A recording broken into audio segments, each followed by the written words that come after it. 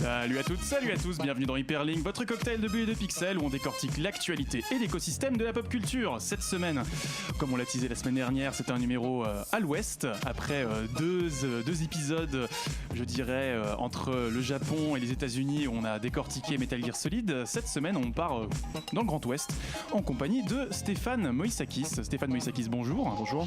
Alors, on te connaît, dans nos ciné et ton Capture Mag, où tu reviens sur l'actualité du cinéma. Tout à fait. Parle-nous un tout petit peu de ces beaux travaux. De ces beaux travaux, bah moi ça fait 20 ans que je suis journaliste cinéma, quoi, donc je suis un peu partout. J'ai longtemps été à Mad Movies et là plus maintenant depuis 6 ans, mais voilà. Et en fait après voilà, je sais pas comment vous dire. En fait c'était surtout écrit à la base et puis maintenant ça passe un peu en podcast, voilà, donc plus à la parole. Je suis un peu moins doué qu'à l'écrit en général. J'ai moins d'expérience, mais ça va quoi. Je m'en sors. Et tu as une petite expertise en jeux vidéo. Je crois qu'en ce moment tu joues à Red Dead. En ce moment, ouais, depuis un mois. Donc, je ne joue que à Red Dead. Très bien. Et puis tu es également un peu spécialiste de tout ce qui est Clint Eastwood. C'est ce que j'aime. Voilà, c'est ce que tu aimes. Très bien. Autour du plateau, on a Lorraine. Bonjour. Comment ça va ? Ça va. Tu es bien habillée aujourd'hui. Je suis dans le thème. Tu es dans le thème, très bien. Tu as même sorti le chapeau, tu as la totale. Voilà, tu es un peu notre spécialiste du western aussi. J'aime beaucoup le western. Très très bien. On va en parler avec toi tout à l'heure avec Buster Scruggs. Je crois que tu vas nous en livrer une critique. Autre critique, nous avons Florent. Oui. Comment ça va ? Bah, moi ça va, tranquille. Ça fait un moment qu'on t'a pas vu en plateau. Non, j'étais là il y a 3 semaines, je crois. 3 bonnes semaines, on va dire. Comme ça. Alors tu vas nous parler de Red Dead Redemption 2, que tu ponces depuis un mois. Bah c'est ça, oui. J'ai poncé. Et qui le valait bien. Reponcé. Je sais pas s'il le valait bien, je dirais ça tout à l'heure. Ah, voilà. Oh là, attention, gros teasing. Et on a Grégoire. Comment ça va ? Très très bien. Fidèle à moi-même. Fidèle à toi-même ? Toujours. Incroyable. Et toi, voilà, t'as toujours une petite appétence pour western aussi ? Une appétence pour tout ce qui me passe sous la main, donc le western, ça fait une semaine que je ponce, donc voilà. Très très bien. Et tu as bien choisi ton côté aujourd'hui pour le quiz musical, car tu seras avec Stéphane. Et j'espère en gagner enfin un, et peut-être donner une bonne réponse. T'inquiète Grégoire, dès que t'arrives dans l'émission, au début t'en gagnes aucun, puis au bout d'un moment. Moi j'ai gagné au bout d'un an, tu sais. Tu vois. Moi c'est à peu près pareil, au bout de 6-8 mois j'ai gagné le premier. Très bien. Les amis, vous pouvez toujours évidemment nous suivre sur les réseaux sociaux. N'hésitez pas à commenter dans le chat, on vous lit, partagez vos questions, vos anecdotes tout au long de l'émission, on y répondra. Et j'ai envie de dire, on va pas perdre de temps, c'est parti pour la Newsbox. Et Nintendo assouplit ses règles pour les vidéastes, Florent. Oui, tout à fait. Nintendo, qui pouvait difficilement prétendre à la palme de l'éditeur plus argent avec les vidéastes sur YouTube, prenant 40% de leurs revenus et strikant les vidéos. Voilà, ils viennent d'annoncer leur changement drastique de politique concernant leur politique justement vis-à-vis des YouTubers. Donc, Nintendo se dit officiellement touché par la loyauté des fans et la société évoque des nouvelles guidelines en abolissant au passage le système de Nintendo Creators Program. Et donc, à partir de maintenant, les joueurs pourront partager des vidéos où ils jouent à des titres Nintendo tant qu'ils ajoutent leurs commentaires ou des contributions créatives. Les vidéastes pourront monétiser leur contenu en passant par les systèmes approuvés par Nintendo, donc comme YouTube ou Twitch. Et l'upload de vidéos de gameplay sans aucun commentaire n'est pas autorisé, sauf pour de courtes captures passant par les outils de capture de la Switch.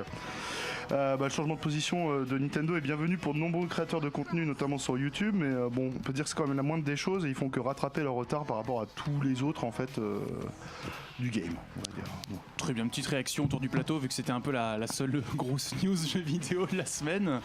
Voilà, est-ce que ça vous, en plein période d'article 13, est-ce que ça vous parle le fait que Nintendo harmonise un petit peu ça ? Moi j'ai envie de dire qu'il fallait que ça arrive, surtout parce qu'à un moment donné, je pense que la problématique du jeu vidéo, c'est comme c'est de toute façon énormément lié à Internet aujourd'hui, t'es obligé en fait de passer par là pour. Je trouvais même ça assez absurde à l'époque des débuts de la Switch quand ils ont vraiment bloqué le truc. Je crois que c'était même un petit peu avant. Ouais, il y a même eu d'autres trucs quand ils ont voulu bloquer Smash à l'Evo en 2013 ou ce genre de choses là. C'était, ils avaient vraiment une politique, c'était n'importe quoi. Tu nous dis le mot magique parce que Smash sort dans une semaine. C'est un peu ça à mon avis qui fait que voilà. L'occasion fait le larron. Et tu avais également une autre news à nous faire à nous partager de suite en chantier pour Spider-Verse. Exactement, donc rien à voir avec le jeu vidéo, cette fois on parle cinéma. Donc Spider-Man Into the Spider-Verse va s'étendre avec justement une suite et un spin-off. Donc Sony Pictures croit tellement au succès du film d'animation Spider-Man, d'ailleurs les premières critiques sont très très bonnes, qu'une suite et un spin-off dédié aux Spider-Héroïnes sont déjà en préparation. Donc la suite de Spider-Man Into the Spider-Verse mettra encore en avant Miles Morales avec de nouveaux super-héros issus de différents univers. Donc Phil Lord et Christopher Miller, les réalisateurs du premier, resteront impliqués. Producteur, attention. Script, il me semble script et producteur, mais pas. Ils resteront fortement impliqués dans le processus créatif du nouveau film, mais ils ne le réaliseront pas. C'est The Hollywood Reporter qui nous annonce que la tâche a été confiée à Joaquim Dos Santos, qui a fait pas mal de choses, Justice League Unlimited, Avatar, le dernier maître de l'air, La légende de Korra, G.I. Joe Resolute, et on sait aussi que ce sera David Callahan qui sera en charge de l'écriture du scénario. Donc il a notamment écrit Expendables, Mortal Kombat, Doom ou Godzilla.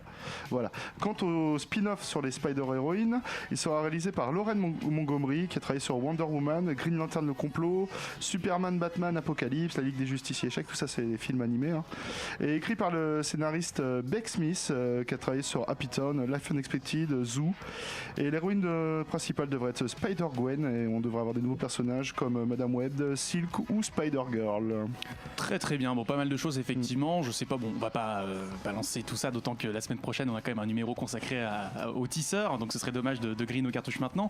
Mais voilà, est-ce que Sony aurait peut-être enfin trouvé la bonne formule avec Spider-Man ? Il l'avait trouvé il y a 15 ans. Ah, Moi j'ai l'impression quoi, avec Sam Raimi, hein, c'est quand même on a tendance à parler du MCU aujourd'hui comme quelque chose qui a vraiment lancé la mode des super-héros, mais c'est pas vrai. Spider-Man c'était un succès énormissime en 2002 quoi. Et après je pense qu'ils ont laissé un peu passer. Ils ont un peu laissé passer le truc, et là ils sont obligés de le garder en fait dans leur propre giron. Donc je pense que toutes ces suites là, elles sont aussi là pour ça en fait. Si le film ne marche pas, ça va être comme le truc qu'ils devaient lancer il y a déjà 5 ans, là, l'espèce de Spider-Verse avec les Sinister Six et tout ça, ils le feront pas quoi. Donc, tu fais quoi la semaine prochaine, Stéphane ? Moi j'ai arrêté de dire Spider-Man il y a 25 ans, hein, donc tous les persos que t'as cités, là, j'ai fait oula, c'est qui tous ces gens là donc. Ouais, on rappelle déjà que dans Spider-Verse il y a déjà une bonne dizaine de versions, sans spoiler, pas mal de choses. On en parlera la semaine prochaine. On passe à toi, Grégoire, tu avais 2 news à nous partager cette semaine, à commencer par Idris Elba qui rempile dans la saison 5 de Luther. Absolument, près de 3 ans après la fin de la 4e saison, là, on a eu droit à la première bande-annonce de la saison 5 de Luther cette semaine, et dans laquelle Idris Elba reprend du service, aux côtés cette fois-ci d'une nouvelle venue, Catherine Zeta-Jones, non, Wunmi Mosaku, qui incarnera à l'écran Catherine Hallyday, un nouveau personnage spécialement conçu pour cette nouvelle saison. Pour le moment, la BBC n'a pas donné de date officielle de diffusion, mais on peut tabler sur une diffusion fin décembre, fin 2018 outre-Manche. Reste à savoir si on devra attendre aussi longtemps que pour la saison 4. Pour rappel, on avait attendu quasiment 1 an entre 2015 en Angleterre et 2016 en France sur Canal+, pour avoir la saison 4 de Luther en France. À voir. Vous regardez un petit peu Luther autour du plateau, ouais. C'est trop génial cette série. Je suis super content qu'il y ait la saison 5 enfin quoi. C'est bon, le train est passé. Idris Elba, c'est voilà quoi. Le train est passé pour James Bond, il revient à ses premières amours. Non, c'est pas fini, j'ai toujours espoir pour James Bond. Toujours. On va pas rouvrir la boîte de Pandore, on a déjà eu beaucoup ce débat en dehors du plateau. Et ta deuxième news, qui est un petit peu tristounette. Bob l'éponge est désormais orphelin. Il a perdu son père Stephen Hillenburg, qui est décédé, donc c'était mercredi je crois. C'est une nouvelle qui a été annoncée par la chaîne Nickelodeon, chaîne sur laquelle est diffusé en fait Bob l'éponge. Il est mort à l'âge de 57 ans de la maladie de Charcot, une maladie neurodégénérative. Et alors moi, grande surprise, je ne savais absolument pas qu'il avait une formation de biologiste marin à l'origine, et qu'il avait enseigné 3 ans en Californie, et que c'était de là que lui était venue l'inspiration pour créer Bob l'éponge. Voilà, Bob l'éponge qui sera d'ailleurs à l'écran, sur grand écran en 2020 avec un 3e opus. Voilà. Bon. Voilà, un petit mot pour Bob l'éponge. Lorraine ? Moi j'aimais beaucoup Bob l'éponge. J'ai regardé ça quand j'étais petite. C'était chouette. C'est un peu le héros d'une génération. Ah ouais. Clairement. Pourquoi pas un numéro sur Bob l'éponge ? Je suis passée devant chez Nickelodeon hier en plus. J'étais juste à côté. C'était triste. Il y avait des fleurs. Eh oui, voilà, on a perdu Stanley il y a 2 semaines, maintenant on perd ce héros-là. Désolé, c'est un petit peu tristouné en ce moment l'actualité. Un mot pour Bob l'éponge, Stéphane? Moi j'étais beaucoup plus vieux, enfin déjà quand c'est tombé, j'avais déjà 25 ans et je trouvais ça déjà assez génial, hein, parce que c'est un personnage en fait avec une personnalité très spécifique qui, même si c'était pas, s'il y avait peut-être des personnages qui existaient comme ça, on va dire dans les travaux pour enfants, dans les films pour enfants ou dans les séries, mais pas à ce point-là en fait, qui joue à ce point-là sur les névroses en fait du personnage qui sont quand même assez prononcées, quoi. Et pareil, le rapport entre lui et Patrick en fait était assez formidable parce que c'est limite c'est domaine de meurtre par moment, hein, les deux, quoi. Et c'est à la fois un personnage hyper touchant et en même temps complètement unique et dingue en fait. Donc ouais, moi même en tant qu'adulte en fait j'avais accroché. À l'époque, quoi. Et comme tu nous le disais, Grégoire, ces aventures ne sont pas terminées. On les suivra donc de très près. Lorraine, tu prends la parole cette fois-ci pour nous parler de Sylvester Stallone. Oui, qui raccroche les gants et en finit une fois pour toutes avec son personnage de Rocky. Il l'a annoncé avec beaucoup d'émotion il y a quelques jours sur son compte Instagram. Et je rappelle quand même que Stallone avait interprété ce personnage pour la première fois en 76. Donc ça fait plus de 40 ans que Rocky existe et qu'il est parmi nous. Il a tout de même laissé entendre que le personnage de Creed, par contre, est encore loin d'avoir terminé. Je pense qu'on peut rempiler pour 40 ans de Creed maintenant. Voilà. Un nouveau héros pour la boxe au cinéma. Ouais, et Creed 2 du coup sort le 9 janvier 2019. Oh bah tiens donc, rendez-vous en janvier les amis. C'est ça. Et une autre nouvelle peut-être un petit peu moins réjouissante. Un peu moins sympa, ouais. Alors Daredevil n'aura pas de saison 4 puisque Netflix a l'air de capituler face à l'arrivée de la plateforme de streaming de Disney, puisque l'annulation de Daredevil fait suite à celle de Iron Fist et Luke Cage. Par contre, Jessica Jones et Punisher restent en production et même si la série en elle-même est terminée, Daredevil pourrait bien continuer de vivre d'autres aventures ailleurs. Oui, c'est ce que disait le communiqué de Netflix, effectivement, c'est que Daredevil aura un avenir ailleurs que sur Netflix, donc je ne sais pas si Disney Après, il y a encore The d'autres. Defenders, on ne sait pas trop, et puis de toute façon, au pire, ce sera sur la plateforme de Disney, quoi. À mon avis, ils finissent les dernières saisons et après... Il y a 2 saisons encore pour Defenders et après, je pense que... Voilà. Stéphane, un petit mot pour Daredevil? Ouais, sur la série. Moi, c'est un perso que j'adore en soi, en comics, mais surtout les arcs, évidemment les débuts avec Frank Miller, tout ça. Mais le souci, c'est que la série, moi, elle m'a pas du tout. Enfin, j'ai regardé que la première saison et elle m'a pas du tout accroché. Je trouvais ça assez pauvre visuellement. Ça prend beaucoup de temps avant qu'il finisse par enfiler son costume, qui est pas terrible. et en plus, ouais, les grands moments. Enfin, par exemple, il y avait une scène d'action qui avait beaucoup fait parler dans un couloir, par exemple. Voilà, c'est ça. Et je trouvais ça assez finalement laid, ça se voyait que c'est un truc qu'ils ont fait en 3 heures avec, voilà. Donc en fait je suis pas trop fan de cette série, que ça revienne dans le giron de Marvel, je suis pas forcément vu comment Marvel gère ses personnages en ce moment, pour moi c'est pas une super bonne nouvelle vraiment, mais bon voilà, il reste les comics à lire, quoi. Très bien, c'est noté. Désolé, hein, l'heure tourne, il faut qu'on avance. C'est à moi, je crois, de prendre la parole pour les news, si je ne dis pas de bêtises. Alors nous en avons beaucoup. On reste de côté de chez Netflix avec Evangelion, tout simplement, qui arrive en avril 2019 sur Netflix. Voilà, à l'international. Donc ils ont l'exclusivité VOD sur 3 ans. Donc Netflix continue à grignoter dans le catalogue de Dybex. C'est fantastique. On a contacté Donald Renew. Apparemment, il n'a pas été mis au courant de cette nouvelle diffusion, sachant que Netflix préparerait une harmonisation des doublages des films et de la série, donc ils vont redoubler tout ça. En Espagne c'est le cas, en Allemagne c'est le cas, et en France pour l'instant Donald Renew n'a pas été contacté, donc on n'aura peut-être pas de retour de revanche sur ce premier doublage. Florent, je te vois réagir. Oui, non, parce que Donald Renew, c'est la voix de Shinji. Moi, je l'ai vu à l'Evangelion à l'époque, j'étais petit, ça passait sur Canal, et c'est la voix de Shinji, c'est tout. Après, ils avaient pris quelqu'un d'autre là pour les sorties. Pour The End of Evangelion, ils avaient fait un autre. Ouais, c'était beaucoup moins bien. Voilà, donc non. Enfin, laissez Donald Renew. Laissez-nous Donald Renew. Bon, voilà, donc les fans de Kingdom Hearts 3 ont trouvé un nouveau cheval de bataille. C'est bien. Non, mais voilà, ça va être mouvementé à la rentrée. Autre news, toujours sur Netflix, Cowboy Bebop. Qui arrive en série live sur Netflix. Stéphane, je te vois sourire. Bon courage. Bon courage, voilà. En 2 mots, c'est très bien. À Japan Expo, on avait Shinichiro Watanabe qui avait dit Not gonna happen, not in my watch. Et je sais pas, ils ont dû lui filer un. Oui, non, mais c'est les Japonais. Les Japonais, ils disent toujours qu'il y aura jamais rien jusqu'au jour où c'est signé, c'est annoncé. Voilà, mais bon, après, c'est plutôt Sunrise qui est décisionnaire, en l'occurrence Sunrise et Bandai. Donc à mon Bah non, parce avis, que Watanabe, apparemment, il sera consultant ou producteur exécutif sur la série, ils ont annoncé Netflix. alors non, ah oui, peut-être, Oui. peut-être. Si. D'accord, bon, bah, très bien. Et j'en profite, c'est pas dans le conducteur, mais il va également rempiler pour une série Blade Runner, Oui. cette fois-ci en animation, co-réalisée par Shinji Aramaki, qui s'occupait déjà de Appleseed et de Kenji Kamiyama surtout, qui avait réalisé Ghost in the Shell Standalone Complex, qui était Marocco la semaine dernière. Voilà, ça tout est lié. C'est fantastique, j'aime beaucoup. Dernier point, et on referme cette case news très très longue, j'en suis désolé. Dragon Ball Super Broly va sortir en France, ça y est, c'était le grand suspense. Tous les pays européens avaient leur petite avant-première, mais pas nous. Nous, on a eu Gundam au Grand Rex.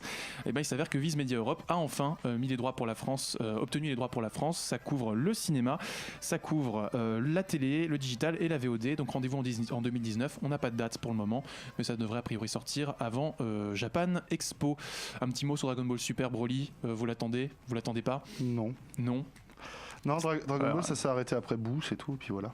Moi, Stéphane. Dragon Ball, je crois que j'ai à peu près suivi de 88, 89 quand ça passait, et 91, et puis après je suis plus du tout. Je joue au jeu. D'accord. Mais voilà. Donc 91, ça doit être l'arc Freezer. Ouais, Ah ouais, c'est Freezer. vraiment les débuts. Hein. Je n'ai même pas encore Z, hein, donc c'est pour te dire à quel point je connais pas.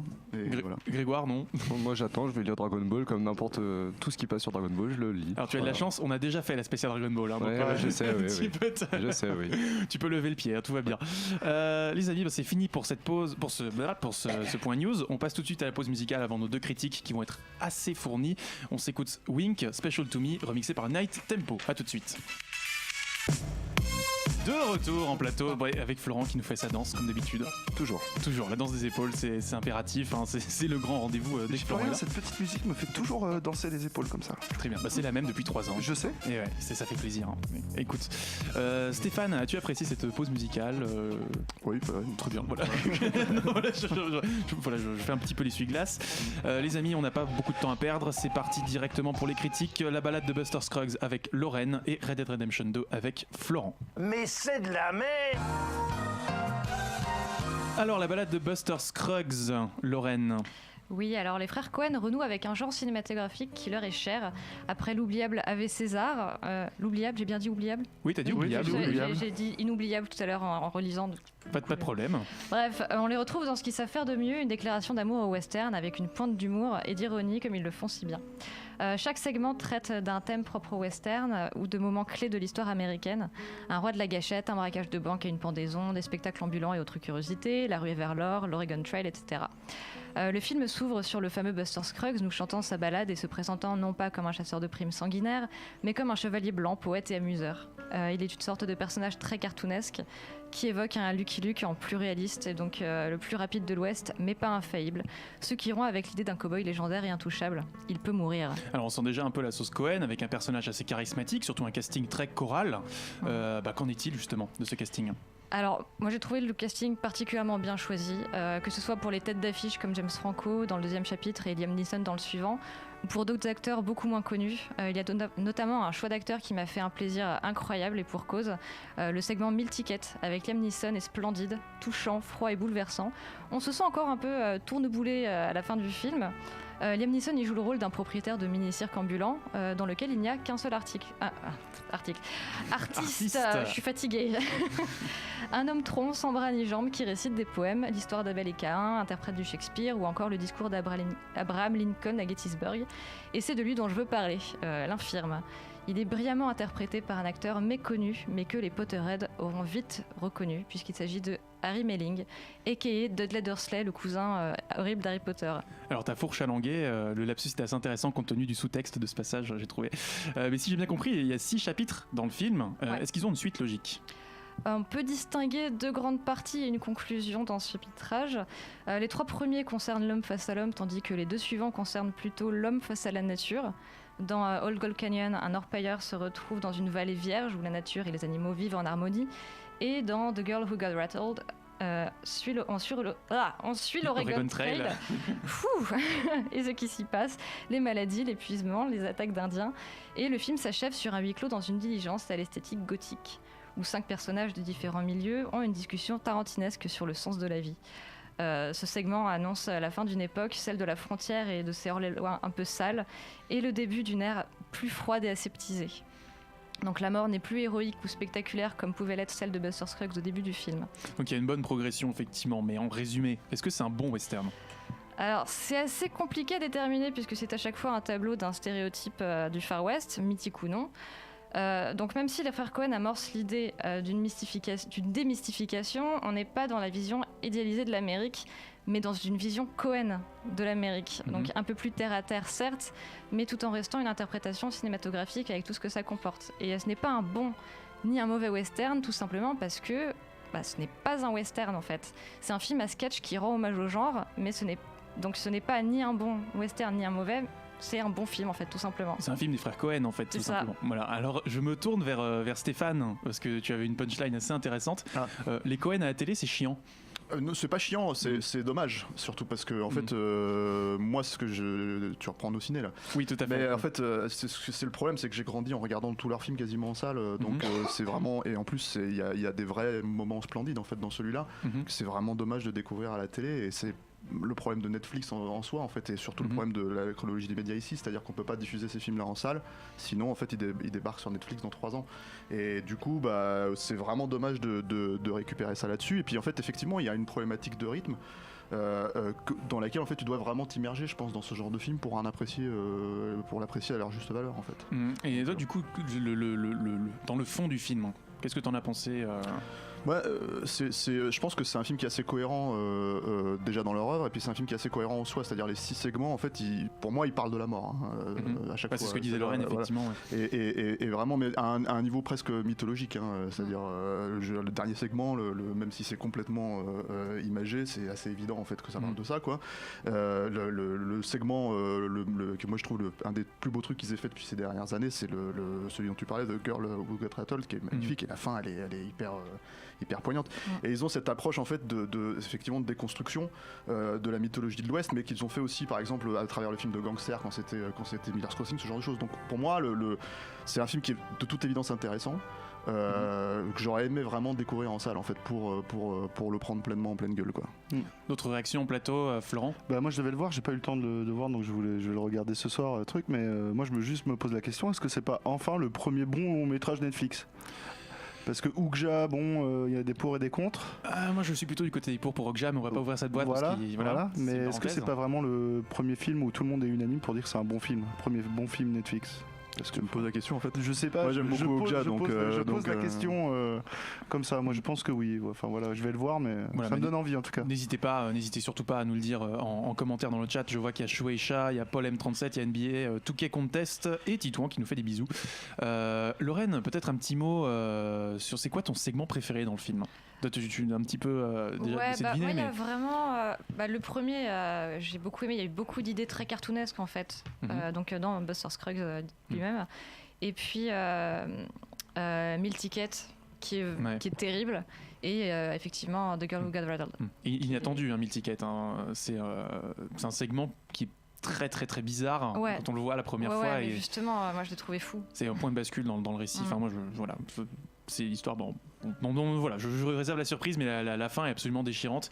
Et puis même la toute fin, ce dernier segment gothique complètement inattendu, on ne sait pas où ça va avec cette espèce de Vincent Price un peu bizarre.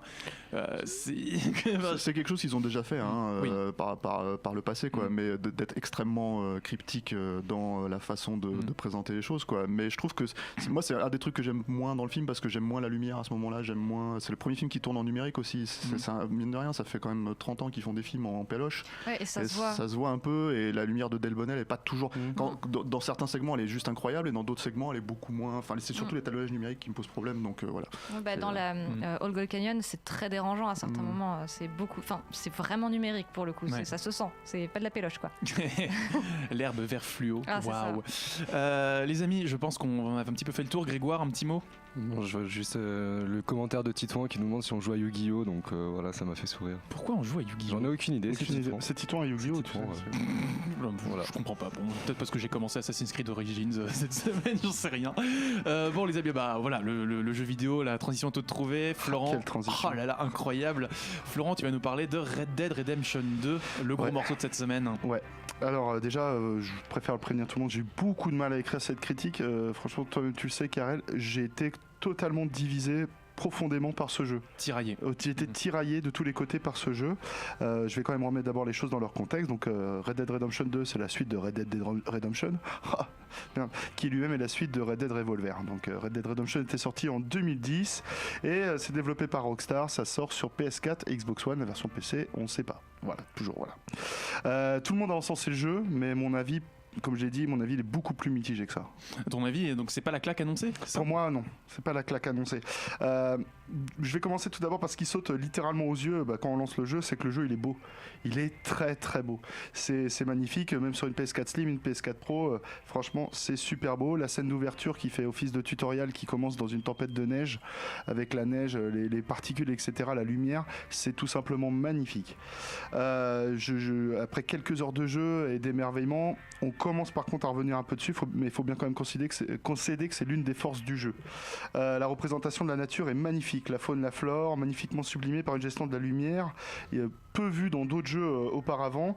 La lumière rasante dans le soleil couchant qui passe à travers les arbres d'une forêt, j'ai eu le souffle coupé, la mâchoire comme ça, voilà, donc mes premières claques passées, on commence à voir ce qui va pas. Donc les personnages humains, franchement, ils sont moches, je les ai trouvés super moches. Les cheveux sont mal faits, les vêtements aussi, on dirait de la PS3, et j'ai trouvé ça vraiment dommage. Mais cette nature sublimée sert avant tout pour moi le propos du jeu. L'ambiance posée présente tous les clichés attendus dans un univers de western, et c'est là la part de génie du jeu. Ces clichés, cette ambiance servent avant tout à un propos de réalisme exacerbé. Tout y est lent, tout y est crade, tout y est tel qu'on se représente le vrai western, et c'est pour moi encore une force du jeu. Cette représentation à la fois réaliste et fantasmée a été incroyablement travaillée par Rockstar, mais attention, ce réalisme impose au joueur un gameplay vraiment ennuyeux.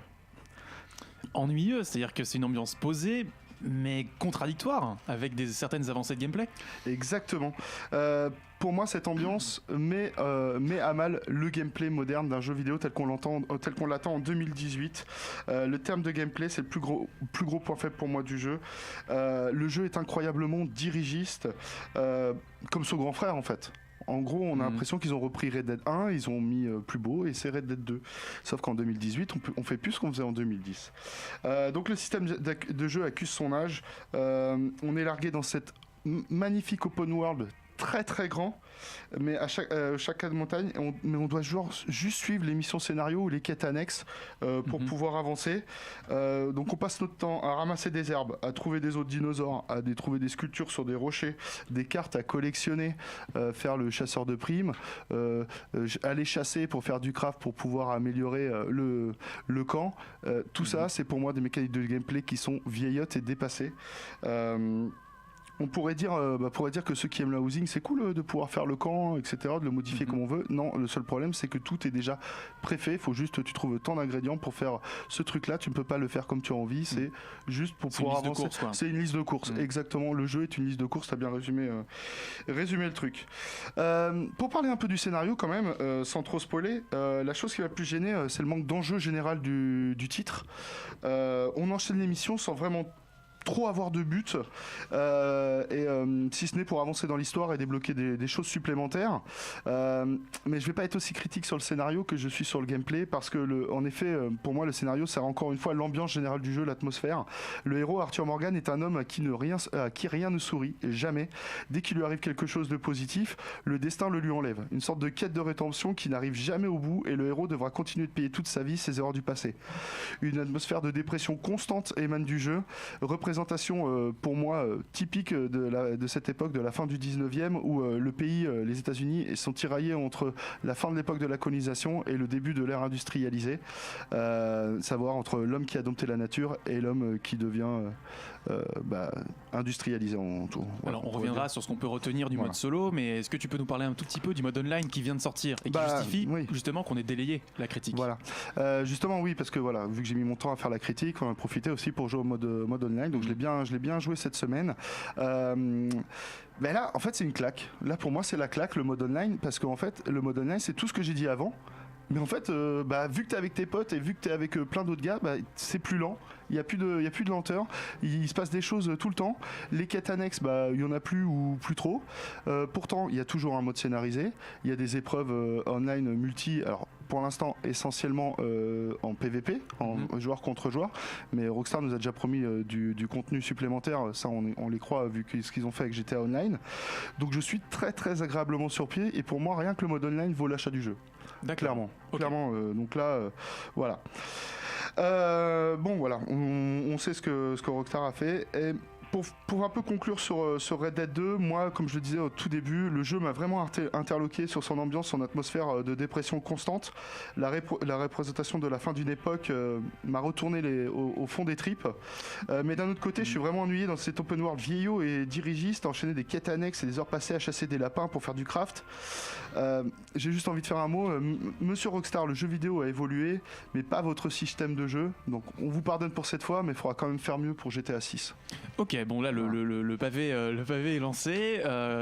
Stéphane, toi tu n'as pas encore terminé le jeu, mais j'ai pas terminé le solo, ouais. Ok. Je suis pas d'accord du tout. T'es pas d'accord du tout. Je savais que les gens sont pas d'accord. Non, le truc c'est que déjà le système vieillot, alors il y a la mécanique de monde ouvert, hein, ça c'est une évidence qui était déjà, enfin qu'ils ont plus ou moins créé. Hein, on rappelle que c'est quand même 8 ans de développement aussi. Hein, et qu'ils ont plus ou moins créé, donc qui existe effectivement. T'as système de fetch quest, système de quête annexe, etc. Après moi, je sais que j'ai fait une 120 heures de jeu là-dessus sans jamais m'ennuyer une seconde. Et c'est pas juste une question en fait d'aller chasser le lapin ou de faire du craft et tout, c'est juste que le monde en soi en fait extrêmement développé. C'est-à-dire que ce qui est assez fou en fait, et tu seras peut-être d'accord avec moi, c'est qu'on arrive au chapitre 6 par exemple, c'est là où j'en suis, et toute la map d'en bas elle est toujours pas ouverte en fait. Et ça c'est quand même assez dingue en fait de te dire que tu peux passer 120 heures dans un monde gigantesque et que les types te réservent, alors j'imagine quelque chose dans le scénar de fort en fait pour ouvrir le truc quoi. Maintenant, alors c'est une préquelle. C'est pas une suite de Red Dead. Oui, même ça s'appelle Red Dead 2. C'est pas ça avant. Voilà. Comme Kingsman 3. Du coup, il y a quand même un truc où dans le scénar, tu vois en fait plus ou moins certaines choses arriver, c'est-à-dire que Arthur Morgan il n'existe pas dans Red Dead Redemption, donc en gros tu as plus ou moins une idée, tu le sais dès le début. Moi cette notion là en fait scénaristiquement pour moi elle infuse déjà la problématique du personnage, c'est-à-dire que tu sais qu'il va pas, enfin je spoil pas hein, mais tu sais qu'il va pas survivre en fait puisqu'il n'est pas dans la suite et qu'on ne mentionne jamais. Donc quand tu joues ce personnage là qui est déjà assise de la mort si tu veux, pour moi il y a déjà quelque chose en fait d'extrêmement solennel. Voilà. La grosse différence entre le premier et le deuxième, je parle de Red Dead Redemption, pour moi c'est que c'est un jeu qui est beaucoup plus révérent vis-à-vis du western Red Dead Redemption que celui-là en fait. C'est-à-dire que t'as un vrai parcours en fait je dis le premier parce que je compte pas vraiment Red Dead Revolver, c'est pas vraiment c'est un jeu d'action, voilà. Mais il y a une espèce de logique de suivre en fait toute l'historique du western et de le kiffer en tant que fan de western en fait dans le premier, que là dans celui-là en fait il y a juste une logique de le vivre. Et quand je dis le vivre, c'est que il y a des systèmes qu'ils ont repris par exemple de Zelda, du dernier Zelda ou ce genre de choses où tu vas dans la montagne, s'il fait froid, t'as intérêt à être équipé, sinon tu vas commencer à perdre de l'énergie de la vie. Et ton cheval, en fait, il faut que tu t'en occupes, parce que si tu t'en occupes pas... Alors je sais que c'est des trucs qui peuvent paraître rébarbatifs, tu vois, mais pour moi c'est ça la création du quotidien. Et c'est ce que Rockstar a toujours finalement créé dans ses jeux, c'est la création du quotidien, la recréation du quotidien. Juste pour te répondre, c'est justement ce que j'abordais vite fait, j'ai peut-être dû étayer plus, mais on n'avait pas de temps. Sur le fait qu'en fait, pour moi, Red Dead Redemption 2, c'est le plaisir par l'ennui. Tu vois, où malgré que tu t'ennuies, malgré que le jeu est lent, avec l'atmosphère, pour moi c'est justement ce qui représente le réalisme de ce western, où la vie à l'époque était plus lente que maintenant, où cette atmosphère pesante, où pour aller à un point, si t'as pas de cheval, faut que tu marches pendant des heures, etc. C'est chiant, mais tu prends du plaisir dans le réalisme. Tu vois ce que je veux dire ? Dans l'immersion, voilà, dans le réalisme, dans l'immersion. Là-dessus, je suis d'accord et je l'approuve. Le seul problème pour moi, d'où ma critique, c'est quand le jeu t'est vendu comme un actionneur de shoot western, où en fait... C'est un problème de communication alors plutôt. Ouais, non mais tu vois, même les développeurs parlaient de ça. En fait, ils ont pas voulu faire ça. C'est là où je voulais en venir. Moi, je pense qu'il faut sortir des logiques de la façon dont un jeu est vendu et la façon dont un jeu est conçu, quoi. Mais le truc, c'est que après sortie de ça, enfin, moi, je pense que l'idée de logique du quotidien, en fait, encore une fois, je reviens un peu dessus parce que c'est ce qu'ils font avec GTA, s'ils ont fait avec GTA 5 par exemple. C'était aussi la logique, c'est qu'à un moment donné, quand tu crées des trucs où tu vas juste t'acheter à bouffer ou ce genre de choses, c'est qu'ils veulent ça en fait. Donc moi je pense qu'ils l'ont poussé extrêmement loin. Je trouve justement qu'il y a des nouveaux systèmes en fait et des trucs systémiques qui s'ajoutent à ça en fait pour te donner ce sentiment-là. Je suis d'accord sur certains aspects dirigés du jeu qui moi peuvent me poser problème, par exemple dans le camp tu peux pas courir, dans ce genre de choses. Mais pour autant en fait le tutoriel qui dure 4 heures. Hein, le tutoriel qui dure 4 ça heures. c'est un problème aussi. Ouais, ça c'est un gros problème. Mais sur 120 heures de jeu je vais pas compter 5 heures. Là, je crois que tu fais des signes. Ouais, je commence à gesticuler voilà, comme ça. Un petit mot Grégoire, je te voyais. Non, on peut enchaîner si tu veux. Bon, on peut enchaîner. Je Il y termine aurait juste- tellement à dire encore Voilà. sur ce jeu. Voilà, Écoutez, balle au centre, j'avais vu passer un commentaire qui à peu près résume un peu votre désaccord, c'est qu'en fait ce jeu c'est un peu un vieux monsieur qui te raconte une histoire et il faut être patient et se laisser porter par ce qu'il a à te dire. D'où la veine un petit peu crépusculaire de tout cet épisode là. J'ai pas encore assez joué malheureusement, mais je vois un peu venir cette veine là et à mon avis il faut le prendre comme ça. Et bon, effectivement tout le monde ne s'y reconnaît pas forcément à l'heure où les jeux ont des gameplays émergents beaucoup plus réactifs, voilà tout simplement. Merci pour vos critiques. On se retrouve juste après la pause musicale pour notre grand débat sur le western. Je te vois faire une petite moue un peu sceptique. Est-ce que tu vas annoncer la pause? Non, vas-y, je t'en prie. Non, très bien. Tu me laisses le soin de le faire. On s'écoute Will Smith, Wild Wild West. À tout de suite. Trop cool. De retour dans Hyperlink, votre cocktail de des pixels. Et Florent ne danse pas cette fois-ci. Non, parce qu'en fait, je rigole par rapport à ce que dit Titouan dans le chat. Très bien, on en profite pour saluer Christine and the Quiff et Pierre McCoy qui sont quand même des réguliers sur le chat, donc je les salue. On va pas perdre de temps, on a un gros débat, les amis, je crois Stéphane qui justifie ta présence aujourd'hui avec nous. On va parler western, c'est parti pour le débat. $50 que j'ai raison. Je tiens le pari. On se sent visé. Je monte à $100.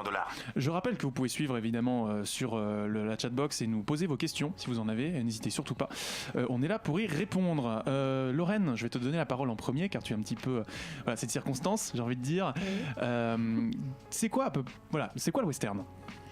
Le western, c'est un peu le mythe du Far West, de la construction du héros américain.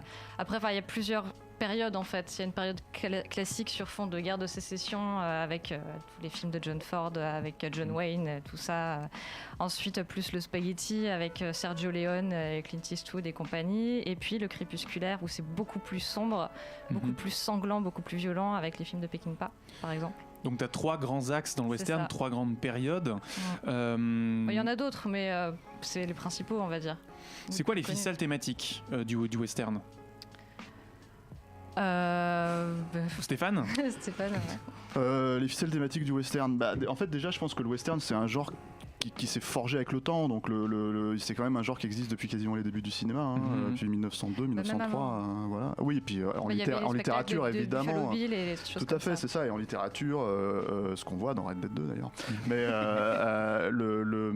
ce qui est intéressant, c'est que je pense que c'est devenu un vrai genre, et un genre suivi à partir du moment où c'est devenu un genre historique, ce qui n'était pas forcément au début en fait. C'était juste la vie des gens qui ça existait à cette époque-là, en 1910-15. J'avais la Révolution mexicaine qui signale à peu près la fin de cette époque-là. C'était entre 1910 et 1920. Donc du coup, je pense que quand c'est devenu un genre historique, c'est devenu un genre qui s'est mis à parler en fait de l'Amérique actuelle au moment où c'était en train de se faire, par le biais en fait de son histoire. Et c'est très important aux États-Unis parce que c'est un pays qui est jeune. C'est un pays qui avait beaucoup de choses à construire, à fabriquer, qui s'est construit dans le sang, voilà.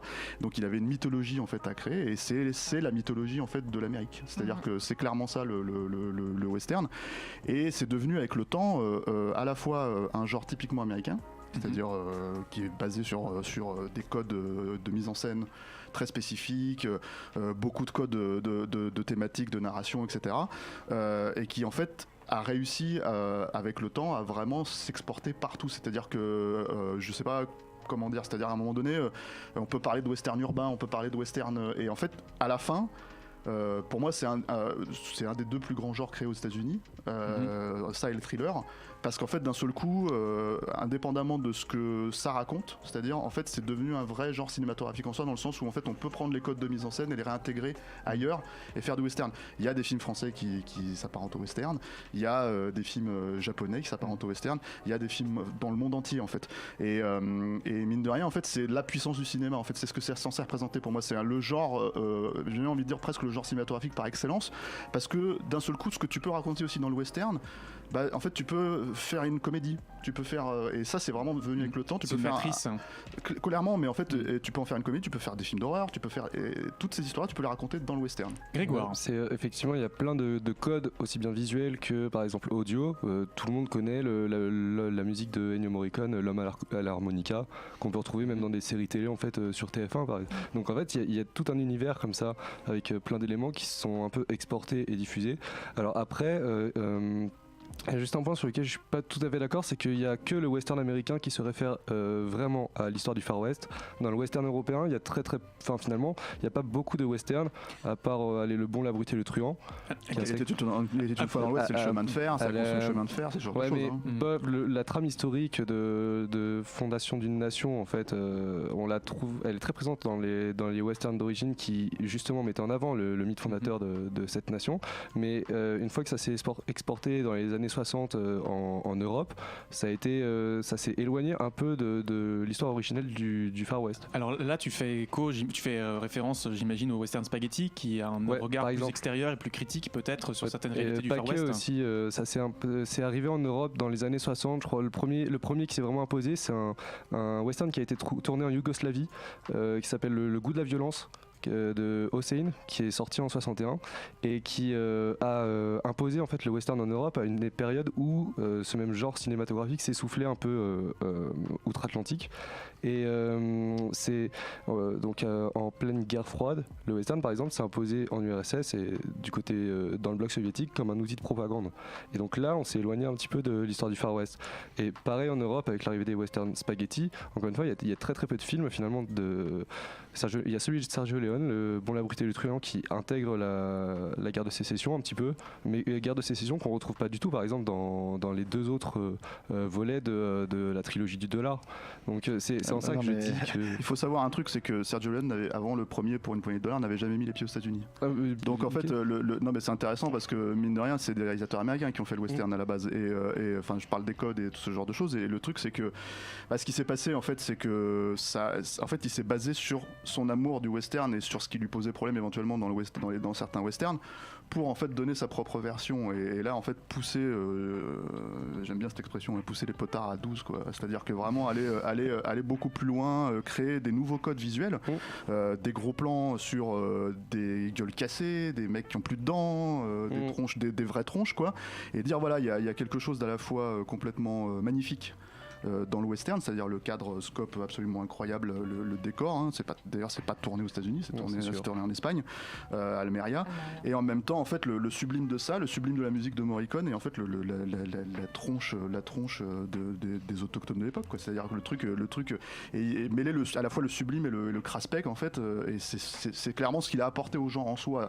Mais après il y avait une espèce de logique un peu postmoderne déjà à cette époque-là, ce qui était pas, c'est même un des premiers je pense à avoir joué avec cette logique-là, de jouer avec ça. Et du coup, voilà, en gros, c'est après, une fois qu'il a commencé à aller aux États-Unis, a commencé à se renseigner sur l'histoire des États-Unis, qu'il a intégré ça dans son cinéma, quoi. Lorraine. Oui, non, je voulais juste réagir en fait au fait que c'est un peu, Sergio Leone en fait a créé un univers de fantasme en fait, en fantasmant lui-même les États-Unis. Donc en fait, il a repris toute l'histoire qu'il avait intégrée en fait, tous les Wild West Shows, tous les trucs comme ça, et en fait, il s'en est refait un imaginaire. Enfin, vraiment, c'est une histoire de fantasme total du mythe qu'il a recréé en fait lui-même. Et est-ce que du coup, c'est d'où le fait peut-être que Tarantino soit fan de western spaghetti aussi, c'est réappropriation de codes fantasmés pour les recréer sous un autre prisme. Mais on va pas commencer à parler de ça parce que c'est la deuxième partie du débat. Mais il y a une notion dont on n'a pas encore parlé qui me paraît assez importante, étant donné que le western c'est quand même la conquête d'une frontière et d'un espace à dominer. C'est la notion de destinée manifeste en fait. fait. C'est-à-dire cette espèce d'élan positiviste presque. John Ford, c'est le cinéma classique, cet élan positiviste sur l'affirmation d'un mythe, l'affirmation de héros, l'affirmation d'icônes pour structurer une société. C'est un genre épique, le western. C'est même, j'ai l'impression que c'est ce qui a plus ou moins créé le genre épique en soi. Parce que moi, épique, je trouve pas que ce soit un genre, mais c'est un peu compliqué. C'est un registre épique, pardon. Ouais, voilà, c'est l'épopée. Non, mais je sais parce qu'il y a beaucoup de gens qui en parlent comme ça en disant ouais, le genre épique, et là d'un seul coup t'imagines les péplums. Pour moi, le western c'est un genre qui se revendique du registre épique. C'est surtout un genre qui inscrit l'humain dans le décor en fait, c'est-à-dire vraiment dans la nature et dans la façon de réagir vis-à-vis de ça. C'est pour ça que j'aime beaucoup Red Dead 2. Et voilà, je vais le caser à chaque fois que je pourrais le caser. Très bien. Mais le truc c'est que ça c'est représenté par un acteur très clairement, en tout cas chez John Ford, qui est John Wayne, quoi, dont on peut dire qu'il a plus ou moins joué le même personnage, mais c'est pas tout à fait non plus vrai à chaque fois.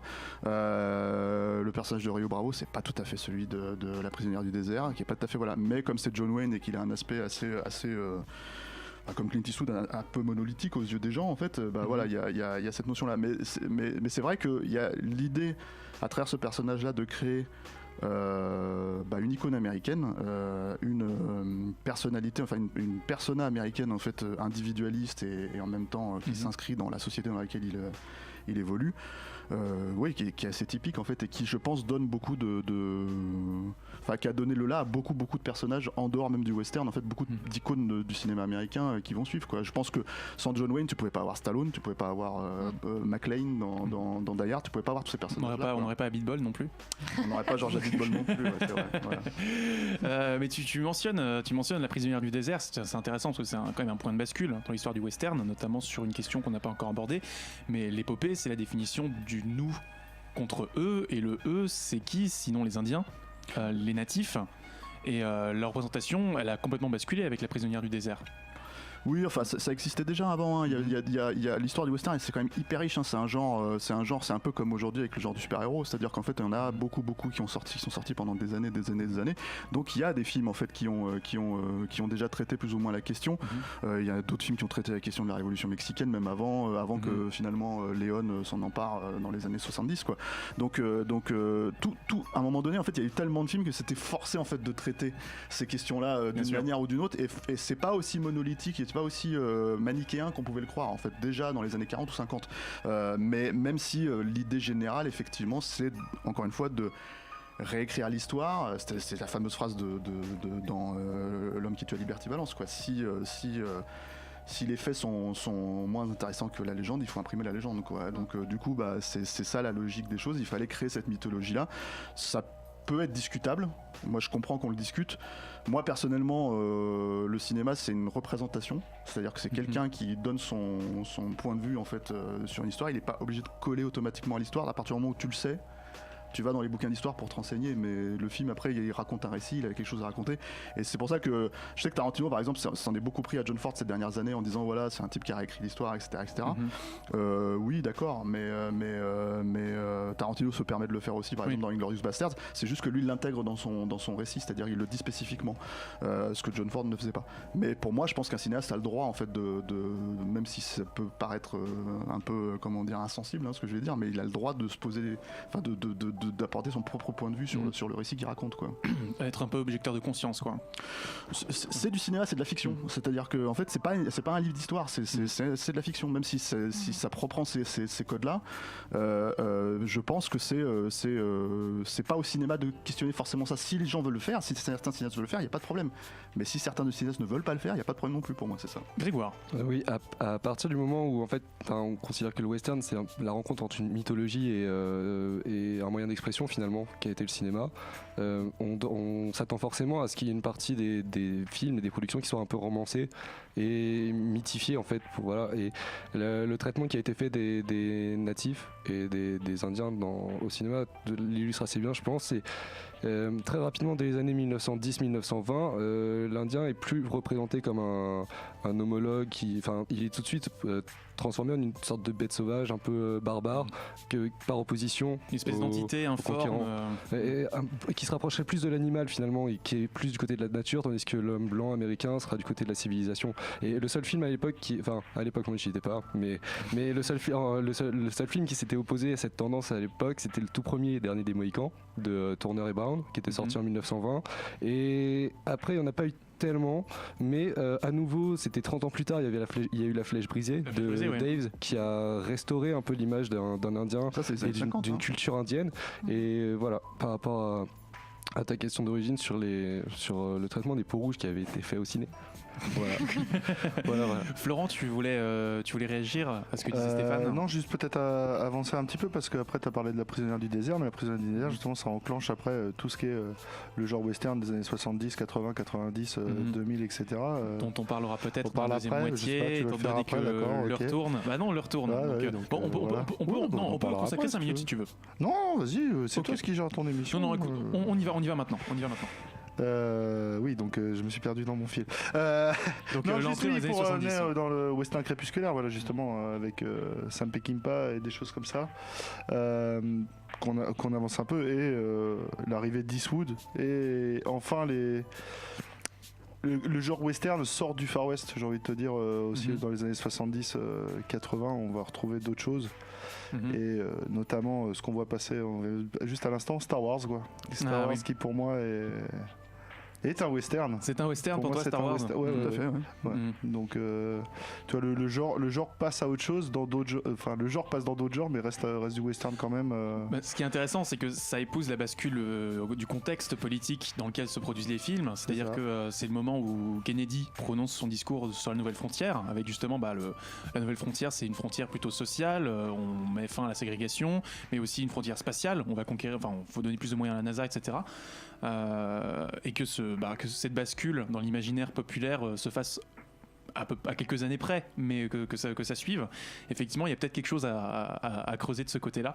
Je pense.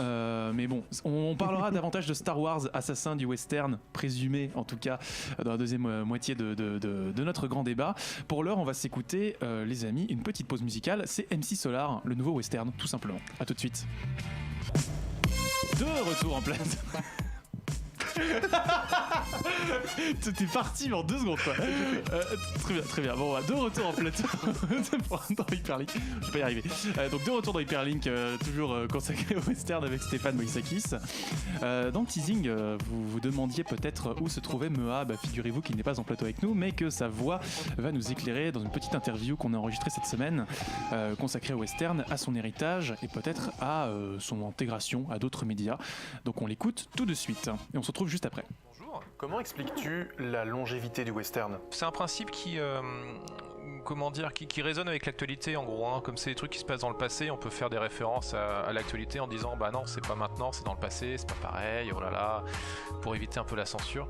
Et c'est un genre qui a pas arrêté de progresser. Alors je parle du passé, par exemple pour la guerre du Vietnam, ils avaient fait ensuite c'est là où on a vu le plus de films qui prenaient en compte cette fois-ci le point de vue des Indiens, à la différence d'avant où les Indiens étaient juste des sauvages, et pour justement faire avec la guerre du Vietnam où c'est dans le cinéma on commençait à prendre le point de vue des Vietnamiens. C'est pour faire résonance sans avoir la censure derrière. Et voilà, ils ont utilisé ça au fur et à mesure en utilisant donc l'histoire américaine. Et il y a eu beaucoup d'évolutions. Au tout début c'était juste des cascades, après donc il y a eu le western avec le héros contre soit des hordes d'indiens, soit toujours le même schéma. Et puis là aujourd'hui on est dans un western contemplatif, un western qu'on appelle le crépusculaire, c'est-à-dire qui se déroule souvent vers la fin du 19e siècle, et où c'est le vieux bandit désabusé, où il y a le passé qui revient. On pense particulièrement à Impitoyable de Clint Eastwood, où c'est exactement ça. Est-ce que cette capacité à se réinventer est du fait des auteurs ou du contexte dans lequel se produisent les films ? Tout simplement, oui, c'est ça, c'est le contexte historique.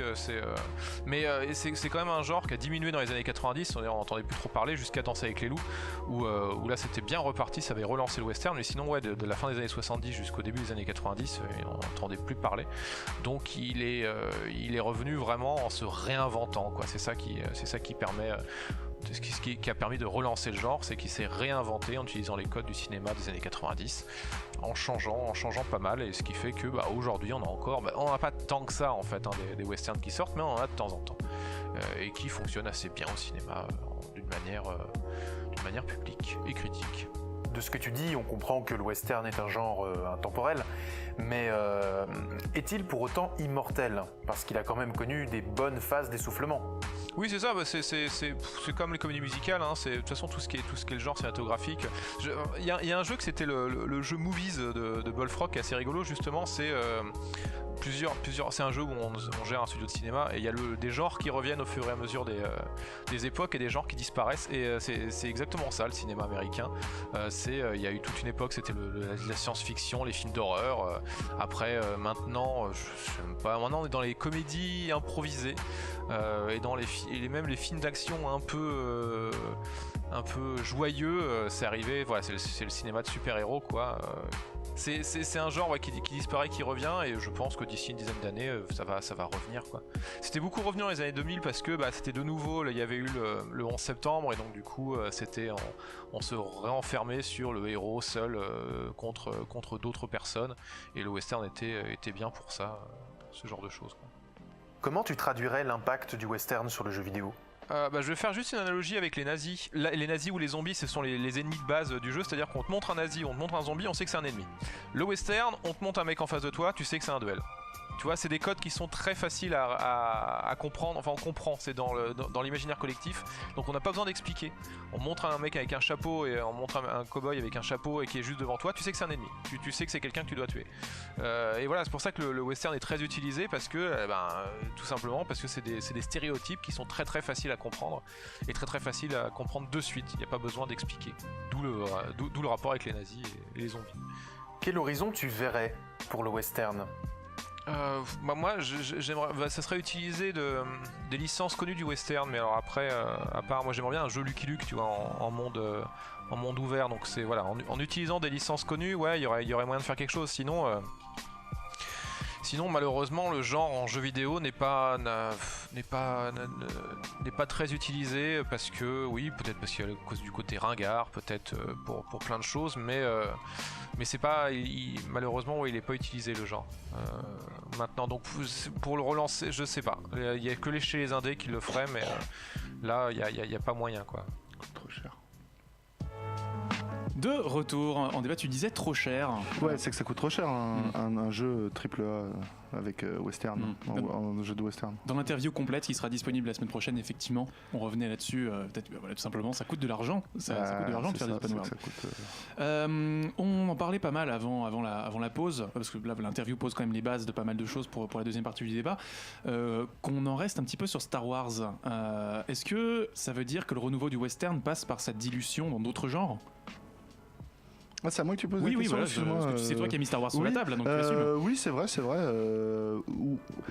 Peut-être pas sa dilution, mais en tout cas, il a imprégné tout un pan cinématographique. Comme tu disais tout à l'heure, Stéphane, le western, années 50-60, c'était le genre principal du cinéma américain à l'époque. Donc ça a imprégné forcément tout le monde. Les cinéastes de l'époque ont forcément grandi avec, donc ils en sont imprégnés. George Lucas, il a vu des westerns et il s'en est inspiré pour Star Wars et pas d'autres.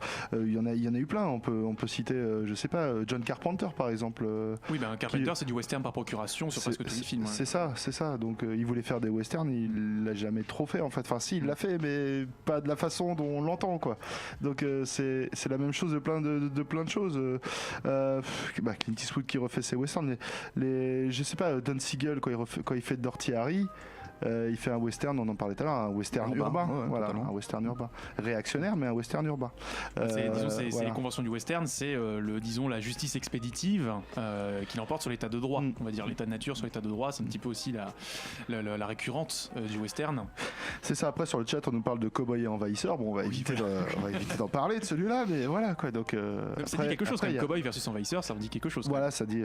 Mais Cowboy, ce qui est marrant, c'est que Cowboy et Envahisseur, c'est l'inverse total de Star Wars. C'est-à-dire que pour moi, c'est vraiment le truc où leur idée Et c'est une idée de série B hein, que tu peux faire dans l'absolu dans un film, dans un western, oui, c'est possible, voilà.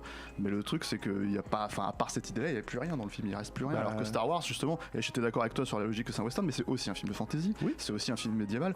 Mad Max, c'est un western, mais c'est aussi voilà, un film post-apo. Voilà, donc il y a tous ces codes en fait. Quand je dis moi, quand on parle de diluer ces codes-là, c'est diluer de la narration en fait, c'est-à-dire des codes de mise en scène pure et dure, c'est-à-dire des codes le duel comme il en parlait dans l'interview. C'est un plan sur le Colt, la main fébrile qui est en train d'attendre. En fait, tu crées tout un truc en fait qui est toute une façon de raconter en fait ce qui va se passer en impliquant le spectateur dans cette époque-là, et que tu peux effectivement dévier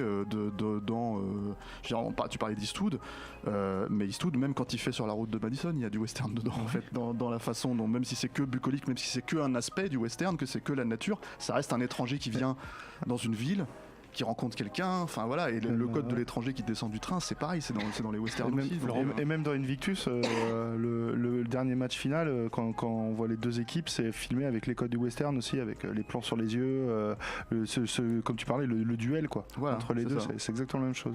Grégoire, ce qu'il y a aussi, c'est que le western a toujours repris des thèmes qui sont universels, dans le sens où on retrouve beaucoup, par exemple, la loi et l'ordre, ou le rapport à la nature, ou même il y a un rapport d'appropriation la propriété des terres aussi, qu'on peut aller chercher plein de thèmes universels. C'est très cartésien quoi. C'est ça, et qu'on peut donc diffuser et appliquer à plein de dimensions de la société qui peuvent donc par conséquence se retrouver dans d'autres genres cinématographiques, et donc c'est très facile de... ce que j'allais dire en fait.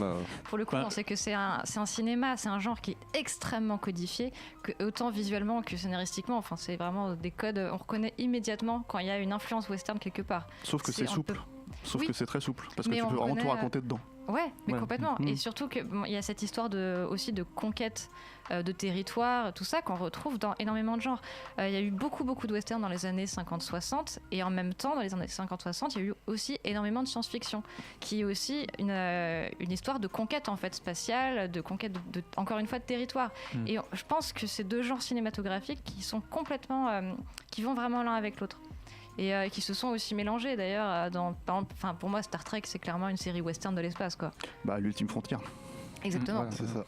Et non, tu me tends la transition, mais c'est à dire que donc du coup le space opéra et la science-fiction sont les nouveaux westerns en fait. Bah ouais. Quelque part. C'est en tout cas un horizon d'approfondissement des codes du western. Et le post-apo aussi. Et le post-apo.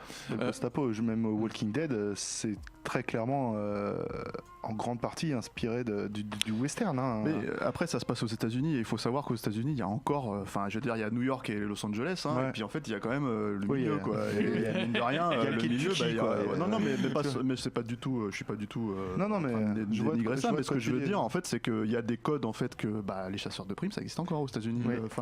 Les shérifs, ça existe encore. Donc en fait, le port d'armes, tout simplement. Voilà, le port d'armes, c'est dans la Constitution. Donc en fait, il y a tout un tas de trucs qui font qu'en fait on peut effectivement sortir ces éléments-là et les réapproprier en fait dans un contexte moderne quoi. Sur le chat on avait Luther Bratchett One, si je dis bien son pseudo, qui me disait que Batman est un chevalier et les cowboys sont par essence des chevaliers, donc que Batman au fond c'est du western dans un setting moderne. On avait parlé du chevalier solitaire et du lonesome cowboy qui sont très liés aussi. Mais après, Batman reste quand même assez intégré à la communauté, contrairement à d'autres. Est-ce que tu voulais nuancer peut-être nuancer, je sais, pour moi, c'est un vigilante, Batman, à la base. C'est un justicier. Vigilante. Ouais. Si tu le traites bien, c'est un vigilant. Si tu fais comme Joel Schumacher, tu fais un justicier si tu veux. Mais le truc, c'est que c'est un personnage extrêmement trouble qui se rapproche pour le coup beaucoup plus de l'inspecteur Harry, quoi, par exemple. Mais et encore l'inspecteur Harry, lui, il a un badge. À la base, il a le droit, si tu veux. Donc voilà, Et puis pour revenir à ta question, clairement pour moi les nouvelles horizons, que ce soit dans l'espace, les space opéra, clairement ça permet de reprendre tous ces thèmes du western, de l'homme contre l'inconnu. Pas contre la nature, cette fois c'est contre l'inconnu, l'homme contre les sauvages entre guillemets, les races extraterrestres, etc. Pour les mettre dans un contexte futuriste, vu que si on les met dans un contexte maintenant, on va être obligé de le mettre dans le passé, et peut-être que pour les nouvelles générations c'est peut-être moins, tu vois, Ils ont cédé les gens. ça plaît peut-être moins. Mais en fait, c'est un space opéra, c'est exactement la même chose qu'un western de l'époque, sauf que ça se passe dans l'espace. Hein. Ça dépend lesquels, mais Avatar Oui, par exemple, ça c'est une dépend. évidence. Hein. Oui, Avatar, Oui. même, enfin, il y en a d'autres. Il y en a un dont le nom t'échappe. dont le nom m'échappe, mais par exemple le jeu Destiny, c'est clairement, du western, même rien que dans la dégaine de certains persos, ils se cachent pas que voilà. Puis on en parlait dans l'émission sur Lovecraft, même Mass Effect, hein, quelque part, Ouais. avec bon, ça se voit là, la nature rappelle sa force à l'homme et c'est plus une Ouais, c'est invitation plus à autre chose. Mass Effect, ça part plus dans le mystique, etc., D'accord. plus que la nature. Mais tu peux faire ça aussi dans le western, c'est ouais. ça le truc. Hein. Tu peux, même si tu restes, tu fais un western. Bon là, je veux dire, tu prends les films de comment il s'appelait, merde. J'ai un trou. Dans les années 70, Jodorowsky, tu vois, enfin c'est des westerns et en fait il y a une part mystique qui est extrêmement monstrueuse, mais Ouais, c'est normal à Topo, partir du moment où c'est tu chaud. fous, en fait, à partir c'est chaud pour Enfin, toi. El Topo, c'est chaud. Tu vois ce que je veux dire, c'est si t'es pas averti quand tu vois ce film-là, c'est. Ah mais tu vois, faut regarder le film sans. Non, mais moi, faut j'adore- essayer de regarder tous les j'ai- films sans être averti. J'ai aimé El Topo, mais. Le truc, c'est que voilà. ce que je veux dire, c'est qu'à partir du moment où tu perds quelqu'un dans la nature, et c'est ça, hein, la logique du western, bah t'as plusieurs façons d'aborder le voyage, on va dire entre guillemets quoi. Grégoire. Après, je pense pas que ce genre de film remplace et fasse disparaître le western d'origine, dans le sens où il s'imprègne juste du cadre, enfin des codes, mais ça s'arrête là. Par exemple, il y a un western que j'ai regardé cette semaine qui je trouvais très très bon, c'est Hostile de Cooper avec Bale et Rosamund Pike, qui est sorti en 2017-2018 et qui est incroyable. Il y a eu Tarantino qui a voulu se réapproprier le genre avec Les 8 salopards et Django. Inarritu aussi a fait The Revenant avec DiCaprio, et même dans les séries on a Westworld qui fait qui a un peu divisé ses fans, mais qui s'imprègne de cet univers et qui se déroule dans un dans l'univers du Far West, pardon. Et ça disparaîtra pas, ça se fera pas remplacer, ça reste le western d'origine, et les post-apo etc s'en imprègnent, mais sont différents quoi. Et justement, est-ce que la frontière, bon, ce serait plutôt une frontière intrinsèque au genre du western, parce que tu mentionnes Hostile, qui a fait peut-être je dirais un bond de géant sur la représentation des Indiens aussi quelque part. Est-ce que aujourd'hui, dans un contexte historique qui est le contexte actuel où il y a un vrai travail de réappropriation culturelle, est-ce que le western de la coexistence, ce serait pas un horizon pour le genre aussi, notamment à travers, je sais pas, la ségrégation des Noirs, 12 Years a Slave par exemple? Est-ce que c'est pas le début de quelque chose aussi? Je pose la question. Hein. Ouais, enfin c'est pas nouveau encore. Hein. C'est pas nouveau, mais Glory, c'était le 12 Years a Slave des années 80. Hein, mais est-ce qu'avec 12 Years a Slave, Get Out et Black Panther, on peut pas être au début de quelque chose? Est-ce que Django, ce n'est pas le début de quelque chose dans le western? Voilà. En fait, c'est ça. Là, tu poses une question sociale. Tu poses une question sociale en fait qui est un peu particulière parce que. Moi j'ai pas de problème avec ces films-là, j'ai pas de problème avec ce qu'ils sont censés représenter, j'ai plus un problème avec la façon dont ils sont vendus. C'est ça. Et c'est un gros problème en fait, parce que pour le coup, tu vois, tu parles de Black Panther et l'importance de Black Panther, déjà cinématographiquement parlant, moi personnellement je trouve ça pourri, mais vraiment, hein, si je parle de cinéma pur, si je parle de ce qui est sociologique là-dedans, et là on sort vraiment du western, il y en a eu des films comme ça avant. Il y en a eu. Donc, il y avait Shaft par exemple, genre Shaft ou et là les gens diront ouais mais c'était pas un réalisateur noir, sauf que ouais, mais le truc c'est que c'est pas un producteur noir. Tu vois, je peux leur opposer ça aussi si tu veux sur Black Panther. Donc au bout d'un moment, enfin je veux dire, c'est un débat qui se mord la queue pour moi. Et je comprends que c'est important. Je comprends en fait, voilà. C'est juste que il faut pas minimiser. Enfin, le premier super-héros noir, c'était Black Panther peut-être chez Marvel, mais le truc c'est que Blade, il y a 20 ans avec Wesley Snipes, ça existait aussi, quoi. Je veux dire, et on n'en faisait pas, on transformait pas ça en débat en fait autour du truc. C'est-à-dire que le film il se valait pour ce qu'il se valait, et puis les gens l'apprécient ou pas, quoi. Mais là, le problème que j'ai avec le Black Panther, c'est que je pense que, on en sort complètement du western. Voilà, je pense qu'en fait, on a l'impression qu'on peut plus vraiment juger la qualité du film. Indépendamment de son importance en fait, sociologique, historique, etc. Il y a le risque d'ouvrir une boîte de Pandore si on. Ce qui est dommage. Ce qui est dommage parce que personnellement, je trouve que c'est pas un bon film. Ok. Vous avez envie de rebondir dessus ou sinon on peut aborder le point suivant du débat, Grégoire? La plupart des westerns, en tout cas que j'ai vus, donc c'est moins que la moitié du plateau ici, enfin tout le monde, mais bref, ceux que j'ai vus en tout cas, il y a une réflexion que je m'étais faite, c'est que le western ça n'a jamais été un film très dense intellectuellement. Il n'y a jamais un traitement. j'ai dit dense intellectuellement, j'ai pas dit riche. C'est un univers très très riche, avec des thématiques qui sont riches, des motifs qui sont riches, voilà. C'est la qualité, c'est ce qui fait ce film. Mais il est jamais très dense intellectuellement, dans le sens où ça reste une histoire de mecs qui vont se flinguer sur la gueule pour s'approprier des terres, des femmes ou des chevaux, et fin de l'histoire. Disons que c'est plutôt une unité de sens qu'on prend le temps d'explorer bien, plutôt que plusieurs unités de sens qu'on essaie de juxtaposer. La richesse du western, elle est dans son décor. La richesse d'un bon western, par exemple, elle est dans son scénario, qui est une condition sine qua non d'un bon western, et dans, par exemple, les villes. On peut aller voir, est-ce que cette ville, c'est juste un décor de studio qui a été fait 3 heures avant et qui est réexploité, fait western après western, ou est-ce qu'il y a une vraie disposition, une vraie intelligence dans l'environnement. Voilà, c'est ça, c'est dans ce sens-là qu'un western est riche. Après, voir Clint Eastwood taper sur je sais pas moi. Regarde Jodorowsky, quoi. Si tu trouves que c'est intellectuellement c'est bas du front, en fait. Tu vois, le western. Toujours chercher une exception, mais globalement. Non, mais je suis d'accord avec toi. Mais après, il faut quand même voir, dans les années 50-60, le western, c'était, comme disait Stéphane, c'est nos films Marvel du moment, tu vois. Ils sont pas très denses intellectuellement, les Marvel. Il y en a beaucoup. Exactement. Il y en avait beaucoup qui sortaient pour le plus grand nombre. Marvel, ils essayent de te les vendre en fait, pour les trucs intellectuellement denses. Oui, ça c'est clair. Eux, à l'époque, ils disaient juste, il y a le nouveau John Wayne qui est sorti, venez le voir au drive-in du coin, ils cherchaient même pas à te le vendre plus que ça, c'est tout. Tu vois, que Marvel, ils en font tout un truc, etc. Alors que pourtant, on parle bien au niveau market, au niveau com, c'est exactement le même genre de film. En vrai, mais bon, moi je suis pas du tout d'accord, mais après ça pose la question de qu'est-ce qui est intelligent, dense ou voilà, profond, quoi. Tu vois, je veux dire, Est-ce que Mea avait mis sur la table le sujet du jeu vidéo? Est-ce qu'on peut peut-être l'aborder maintenant qu'on est quand même suffisamment loin dans le débat? Désolé Lorraine, tu voulais ajouter quelque chose? Non, si ce n'est qu'aujourd'hui on commence à voir des westerns qui ne sont pas vus spécialement par les héros blancs, par justement le mythe de l'américain blanc, mais pas mal par les noirs et justement par les natifs. Oui. On commence à en avoir de plus en plus. Donc pour toi, c'est le début de quelque chose d'intéressant si on le met entre les bonnes mains et avec les bonnes intentions. C'est on va ça. dire. Ok. Pour le jeu vidéo, du coup, Mea a commencé à donner un petit peu les horizons avec, disons, l'affordance, le langage du jeu vidéo où ce que l'on voit désigne ce qu'il faut faire. Donc typiquement le western, un ennemi, on lui tire dessus. Mais est-ce qu'on peut pas pousser ça un petit peu plus loin? Je pensais notamment hors plateau, Florent, on a discuté de ça. Est-ce que The Witcher n'est pas un western, par exemple? Est-ce que les mécaniques du monde ouvert, finalement, c'est pas l'appropriation ultime des codes du western par le jeu vidéo? Le Witcher, rien qu'à la base, dans l'histoire, dans les codes narratifs qu'emploie son auteur, c'est un western, parce que le cavalier solitaire qui défend la veuve et l'orphelin contre des hordes là c'est des monstres en l'occurrence, mais contre la nature justement, contre cela. Clairement, c'est des codes du western à la base, The Witcher. Donc que ce soit les livres, les jeux et même la série télé polonaise.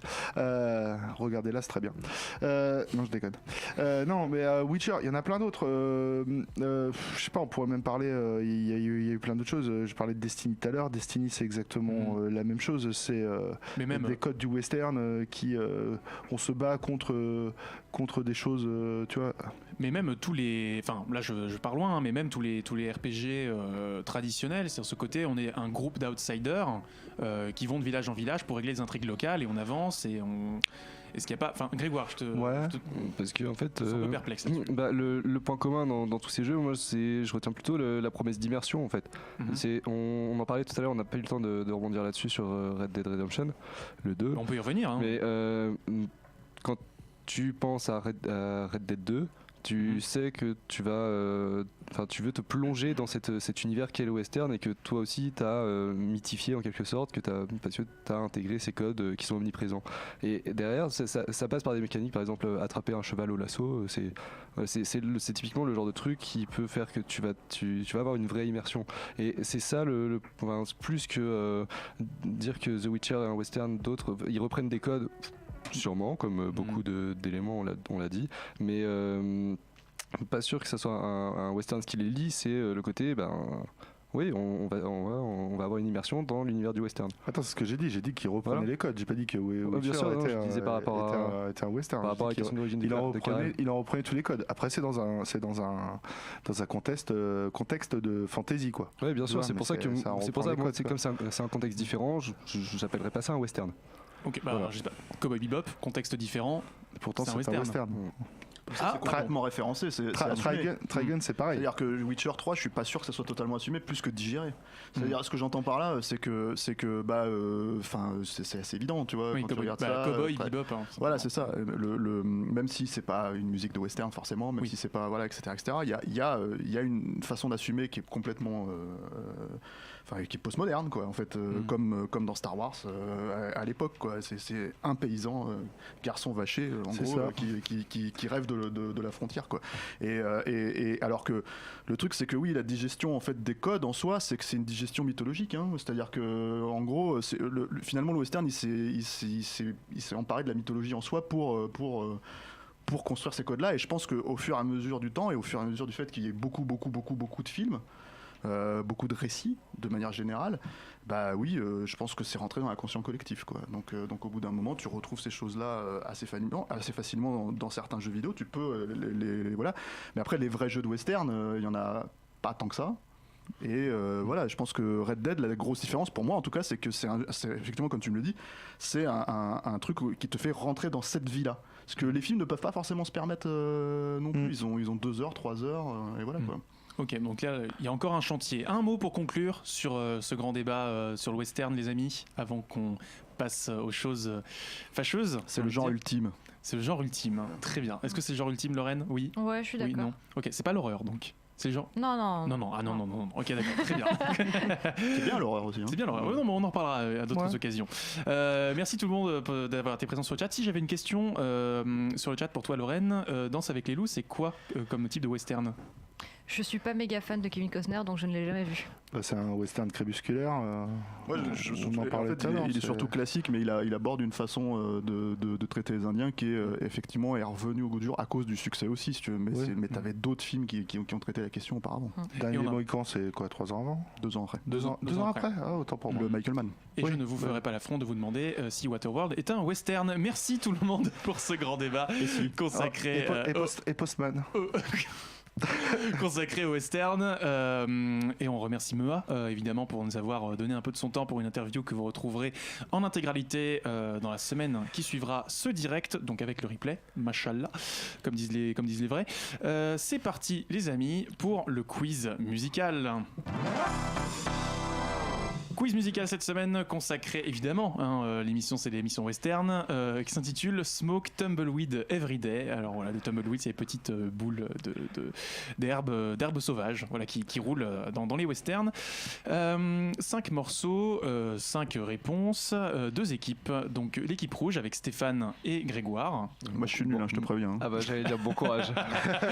Bon, tout va bien se passer, vous inquiétez pas. Ça va trop bien parce qu'on est tous nuls cette semaine. Et l'équipe bleue avec Florent et Lorraine. Oserais-je vous rebaptiser équipe rouge, équipe spaghetti, équipe bleue, équipe crépuscule? Je ne sais pas. Pourquoi pas, ça pourrait être rigolo. 5. Oui, non, désolé, Pierre-Jean, notre réalisateur qui me regarde avec des yeux assassins. Pourquoi tu l'appelles comme ça à chaque fois? Pierre-Jean, PJ si vous préférez. PJ. Voilà, non, je suis l'état civil, vous ne le saviez pas. Tu sais, on est dans une émission, il formalise, tu vois. Je formalise. Ouais, mais c'est toujours appelé PJ, ça fait 3 émissions que tu l'appelles Pierre-Jean. Enfin. Ça va finir au harcèlement au travail, tout ça. Donc, 5 morceaux, 1 point par bonne réponse. Si vous avez la mauvaise réponse, la parole va à l'équipe d'en face pour éviter que ce soit une course à l'échalote. Et évidemment, vous mettez les feuilles sur les écrans, sinon on voit le chat qui joue comme chaque semaine avec nous. Premier morceau.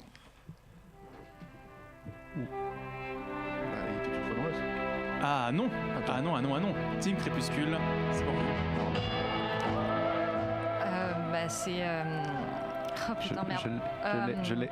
Alexis, je l'ai. Ah, il l'a. Putain, 5. Ah mais oui, putain, 4.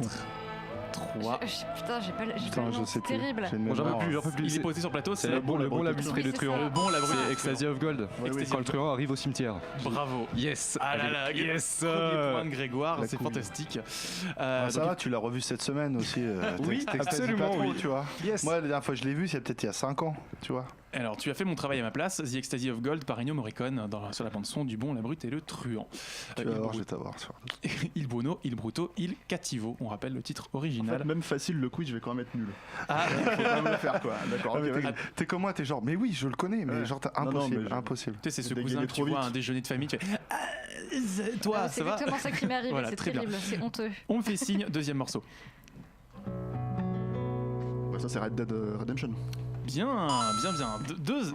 Bravo, 2-0 pour l'équipe rouge.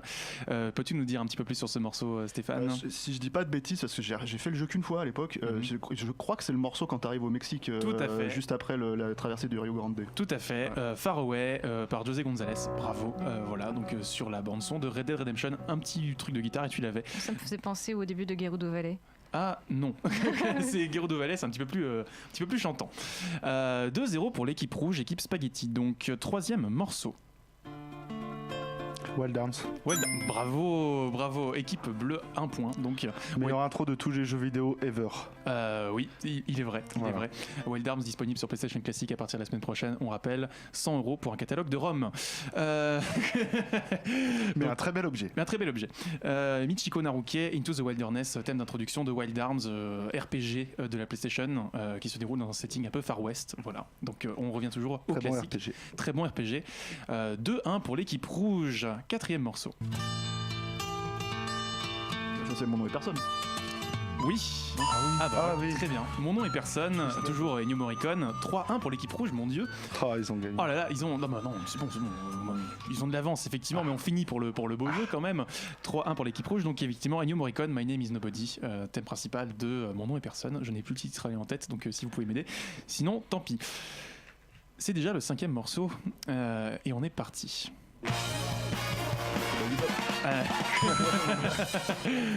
J'allais faire.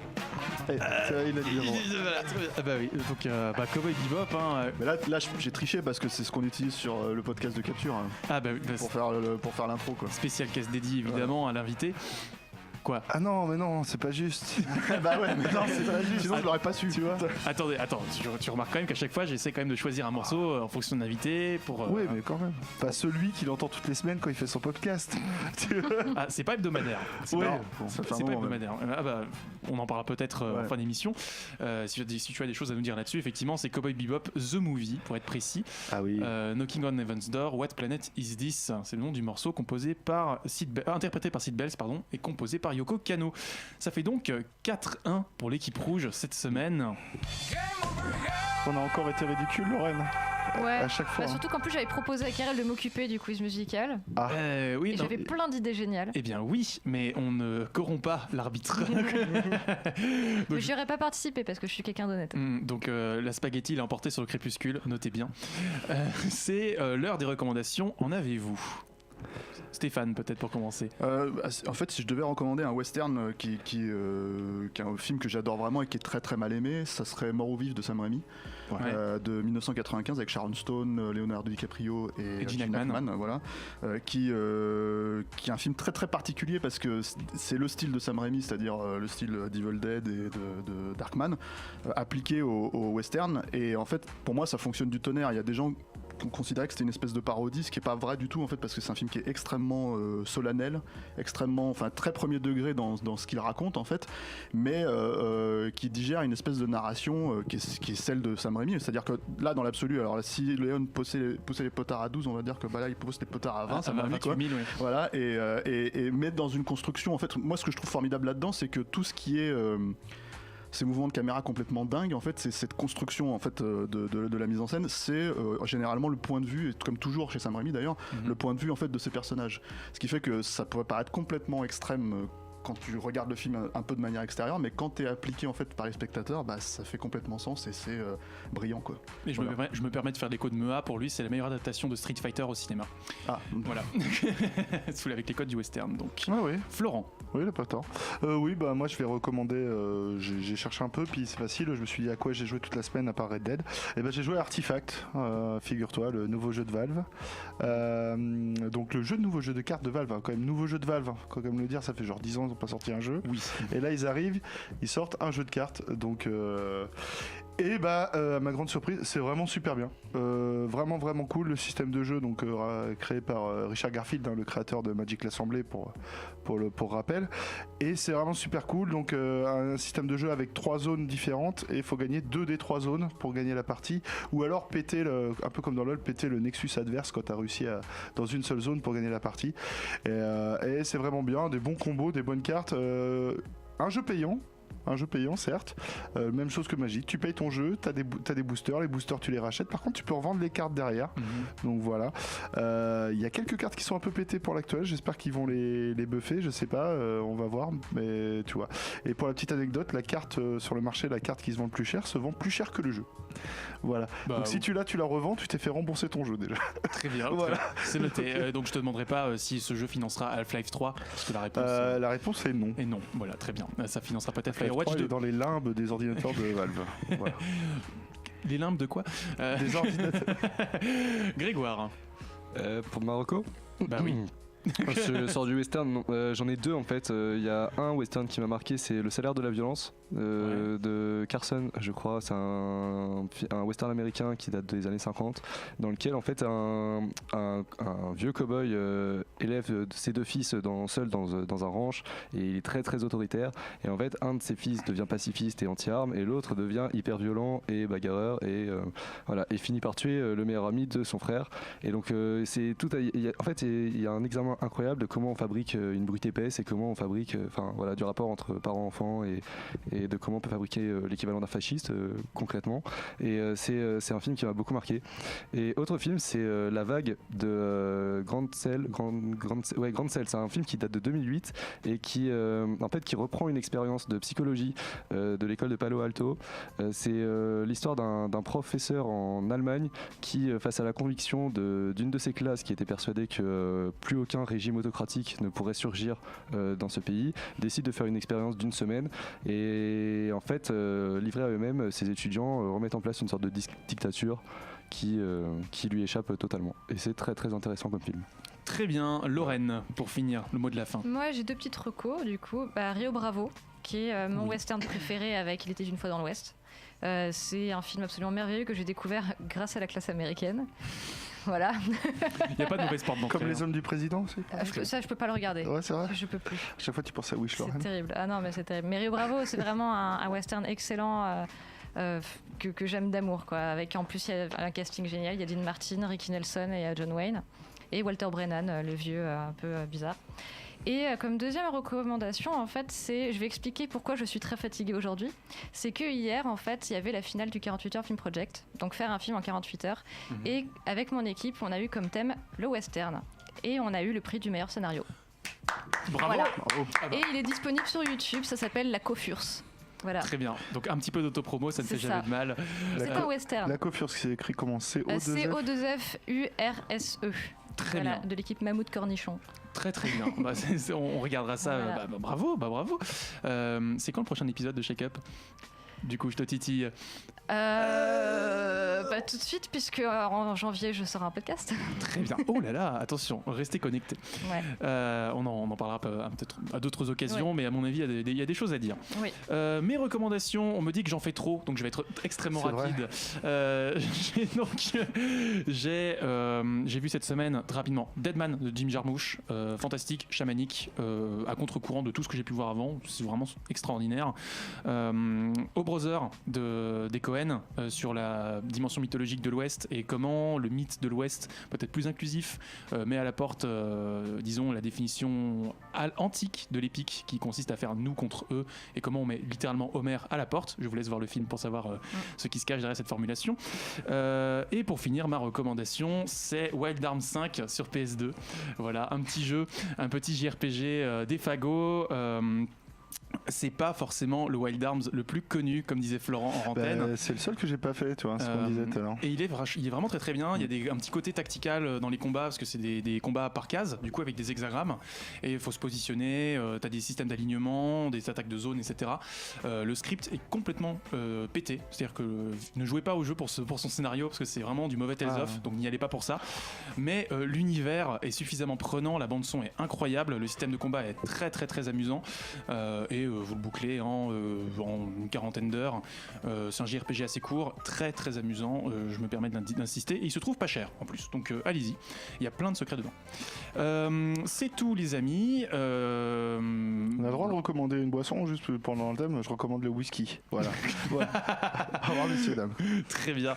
Les amis, comme le dit la phrase consacrée, c'est la fin des choux. Et c'est la fin de cet épisode d'Hyperlink, on espère que ça vous a plu. Stéphane, où peut peut-on te retrouver? Nos ciné. Parce que c'est assez régulier pour le coup. J'ai écrit un livre sur Die Hard aussi, là, qui est encore chez Rokirama, voilà, hors série, avec plein d'interviews en fait de tous les gens qui ont bossé sur le film à l'époque. Donc je suis assez content en fait. C'est pas pour m'envoyer des fleurs, mais voilà. Qui est encore en kiosque, voilà. Donc et puis après, je sais pas. Capture Mag, normalement ça va revenir, hein, mais juste j'espère fin de l'année ou plus tard début de l'année prochaine. Très bien, je suis un sagouin car je n'ai pas pris la recommandation de Shoeisha sur le chat qui nous recommande Soleil Rouge, qui est sûrement l'un des mélanges cinématographiques les plus improbables. On rappelle Toshiro Mifune, Claudia Cardinal et Alain Delon, si je dis pas de bêtises. Il y a un petit concours aussi sur Twitter aussi. Très bien, bah écoutez, non, le concours sur Twitter, plus tard, avec le replay. On l'annonce pas en direct. Merci à toutes, merci à tous de nous avoir suivis. Merci à PJ et PJ et Léo à la réalisation. Merci à Elisa et Charlie à la production. Merci Florent, merci Lorraine, merci Grégoire, merci Stéphane d'avoir répondu à notre invitation.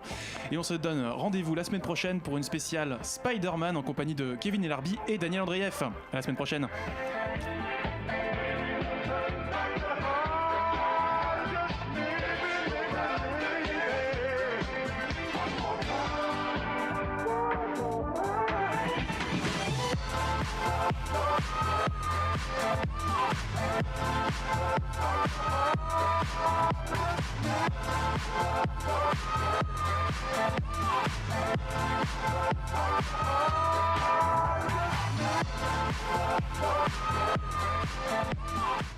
Jeux vidéo, BD, manga, séries et cinéma de genre. L'actu Pop & Geek, c'est dans Hyperlink, votre cocktail de bulles et de pixels, avec Karel et son équipe, tous les dimanches à 16h, en direct sur VL.